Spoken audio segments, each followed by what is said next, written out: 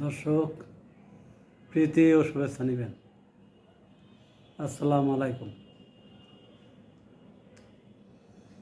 অনেক দিন ধরে একটা কথা সব জায়গায় ছড়াইতেছে এবং সবার মুখে মুখে, শেখ হাসিনার প্রত্যার্পণ অথবা প্রত্যাবর্তন। এবং এই নিয়ে সরকার এবং বিরোধী দল, দেশের সাধারণ মানুষ, দেশি বিদেশি বিভিন্ন রকমের সাংবাদিক, তারপরে সেই বিভিন্ন রকমের সুদীজন বা বিশ্লেষক, নানাবিধ কথা। এখন এই সব ব্যাপারে আমার একটা প্রশ্ন, এটা আমার মাথায় আসে।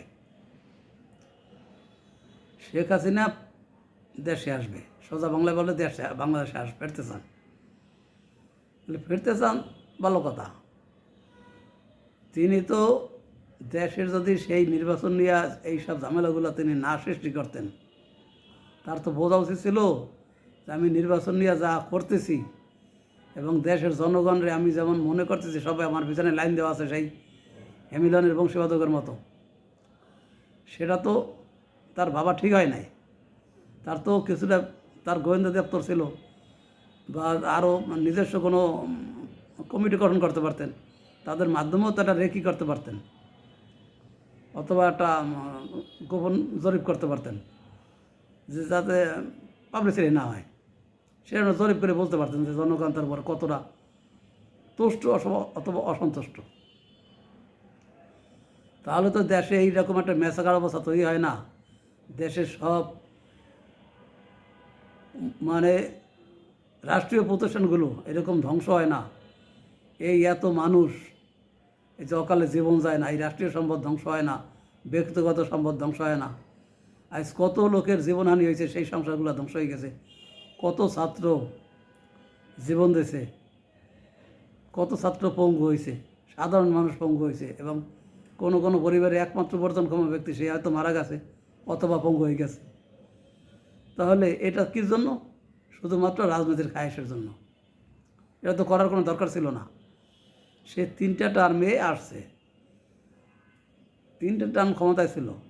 সেই প্রথম যখন 2008 সনে আসছে, তখনই তো সে বিতর্ক আসছে যে সে সেনাবাহিনী তাকে আনিতেছে। এগুলো একটা মানুষে বলে, আমরা তো সেনাবাহিনী বলে কেন, যে সেনাবাহিনী ওই নির্বাচন পরিচালনা করছে, এই voter card, rice smart card সবই তো সেনাবাহিনী করছে, ওই জন্য বলে। আমরা তো ওটা তো একটা বাংলাদেশের নতুন দ্বারা প্রচলন হয়েছে। আমি মনে করি এটা খুব একটা সুন্দর পরিবেশ একটা ভোট হয়েছে। এখন ইন্টারনাল ব্যাপারে কিছু যদি থাকেও, সেটা আমরা সাধারণ মানুষ জানিও না আর বলতেও চাই না। যাই হোক, তারপরে সেই 5 বছর ক্ষমতায় রয়েছে। তারপরের 5 বছর তো বিএনপি আসতে পারতো, আসে নাই। তারপরের 5 বছর আবার আওয়ামী লীগ আসছে, আবার একইভাবে। সেই কেমন ভোট হয়েছে দুনিয়া সবাই জানে, 150 ভোট, 150টা আসন বিনা ভোটে। তো এরপরের টার্মও তো অন্তত একটা সুযোগ দেওয়া হয়েছিল বিএনপিকে।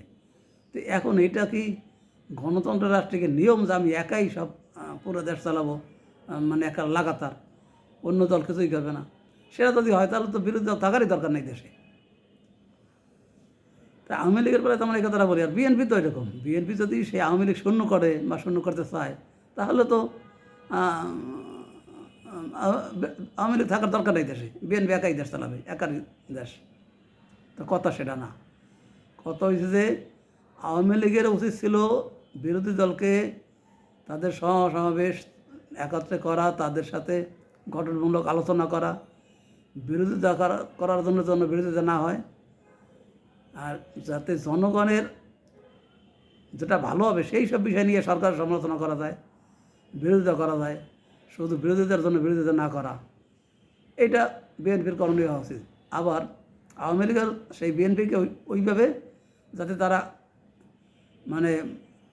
থাকতে পারে বা তাদের কার্যক্রম পরিচালনা করতে পারে, সেজন্য তাদেরকে স্পেস দেওয়া উচিত ছিল। সেটা আওয়ামী লীগ দেয় নাই, এটা মস্ত বড় ভুল করছে।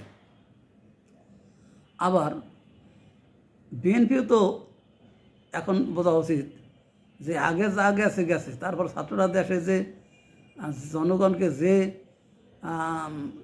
দেখাইছে, স্বপ্ন দেখাইছে, সেই স্বপ্নের থেকে তারা রয় নাই, যার জন্য তারা এখন বিকৃত হইতেছে।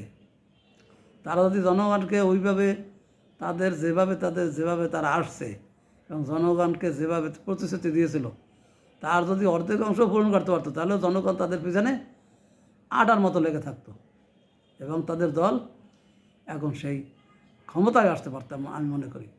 সেটা পারে নাই, তাদেরকে মানে ব্ল্যাকমেল করে রাজনৈতিক দল সেই বিএনপি হোক, জামাত হোক বা আওয়ামী লীগের দুষ্ট গ্রুপ থাকুক, যেভাবে হোক তাদেরকে ডাইভার্ট করে খারাপ লাইন নিয়ে গেছে। তারা এখন আর সক্রিয় অবস্থানে নাই এবং আর মনে হয় আসতেও পারবে না। তাদের জীবন শেষ, মানে তাদের রাজনৈতিক ক্যারিয়ার শেষ, এটা আর ফেরবে না, এটা আমি বলতে পারি।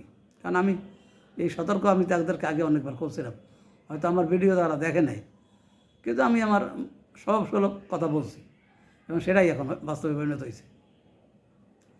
তো এখন বিএনপি যেভাবে ক্ষমতায় আসছে, কেউ বলে আওয়ামী লীগ নাকশায় পেয়ে ভরতেছে, নাকে রুমাল চেপে ভরতেছে, সেটা ওগুলো হলে অতিকথন। বিএনপি বাংলাদেশে একটা অন্যতম বিরোধী দল ছিল আওয়ামী লীগ আমলে, আর আওয়ামী লীগও অন্যতম একটা বিরোধী দল বিএনপির আমলে। এই দুটো রাজনীতির দলের ভিতরেই বাংলাদেশের রাষ্ট্রীয় ব্যবস্থা ঘোরাফেরা করে। তাহলে আওয়ামী লীগ যেমন ভুল করছে বিএনপিকে স্পেস না দিয়া, এবং তার পরিণাম তারা তাদের ভুলের খেলারত পাইছে, বিএনপিও যেন এই একই রাস্তায় না হাঁটে। কারণ এমন তো না যে বাংলাদেশে কোনো আওয়ামী লীগ থাকবে না, একা নিশ্চিন্ন হয়ে যাবে।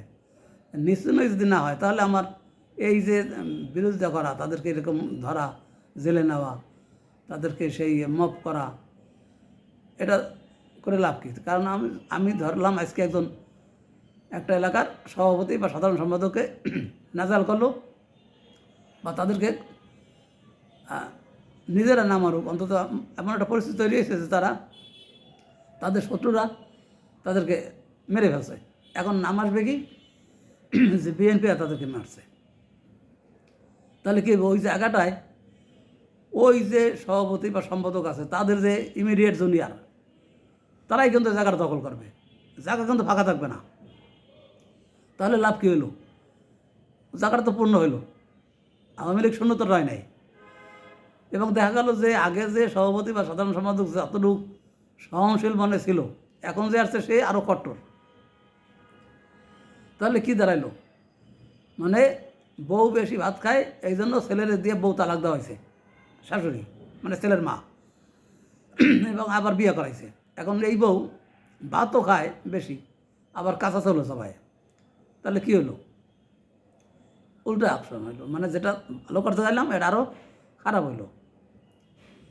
তাহলে আওয়ামী লীগের যেমন এটা বোঝা উচিত যে বিএনপি শূন্য করে কোনো কমিটি থাকবে না, ওই জায়গায় আরেকজন আসবে। একটা কর্মীকে মারবো, আর একটা কর্মী ওখানে তৈরি হবে। একটা স্বেচ্ছাসেবক দলের কেউ মারবো, ওখানে আরেকজন আসবে। আবার বিএনপির বোঝা উচিত যে বাংলাদেশের 33% বা 35% যারা আওয়ামী লীগে আছে, যারা অন্যায় করছে, যারা মানুষের টাকা মারছে, যারা এই যে সেই কেন্দ্রীয় পর্যায়ে হোক আর এই এলাকাভিত্তিক হোক, যারা জনগণের ক্ষতি করছে, টাকা পয়সা মারছে, মানুষের ক্ষয়ক্ষতি করে সহায় সম্পদ দখল করছে, ব্যবসা বাণিজ্যের ক্ষতি করছে অনেকের, এইসব লোকদেরকে আইনের আশ্রয় নেওয়ানো উচিত। আইনের মাধ্যমে তার প্রতিকার হওয়া উচিত। এই যে মব বা ওই তাকে মেরে ধরে না। আসসালামু আলাইকুম।